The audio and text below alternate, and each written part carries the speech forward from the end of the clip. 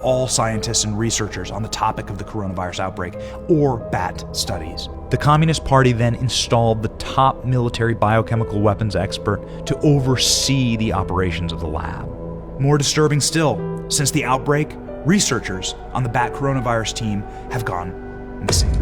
In January, the Beijing News identified Huan Yangling, a researcher at the Institute of Virology, as the suspected real patient zero. Yangling was allegedly the first human to contract COVID-19 during a botched experiment.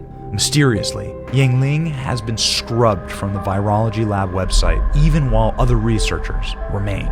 The institute initially denied any knowledge of Huang Yangling, but was forced to retract their denial and admit that the researcher has now unaccounted for.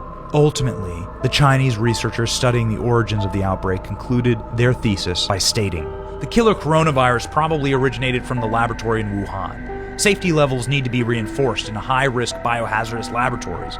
Regulations may be taken to relocate the laboratories far away from the city center and other densely populated places." But it's not just these Chinese scientists who are raising suspicions. The UK's Emergency Coronavirus Committee said that it is not a coincidence that the virology laboratory in Wuhan was studying bat coronavirus, and the lab should not be discounted as the possible source of the outbreak. American microbiologist Professor Richard Ebright, a biosecurity expert, warned that the safety levels of the Wuhan lab were woefully lacking. He writes that given the nature of their dangerous experiments, an outbreak in the lab would pose a substantial risk of infection of a lab worker, and from the lab worker to the general public. At the present date, the tide seems to be turning against the Wuhan lab. It is increasingly likely, there is increasing confidence that the virus, COVID-19, started in that Wuhan lab. As of today, says someone in a position to know, there is, quote, almost unanimous agreement in the American intelligence gathering agencies that the virus currently destroying much of the world emerged from a lab in Wuhan.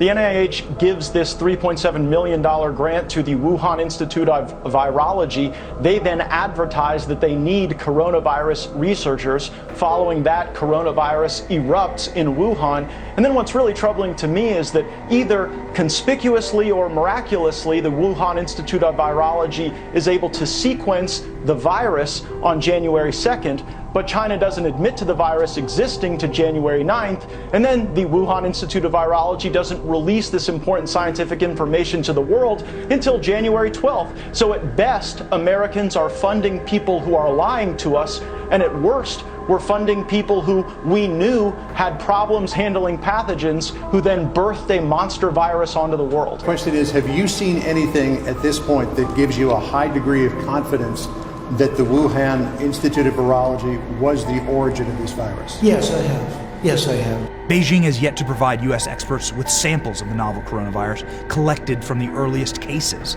Several of the doctors and journalists who reported on the spread of the virus have disappeared. The Chinese government, meanwhile, has put a total lockdown on information related to the virus origins.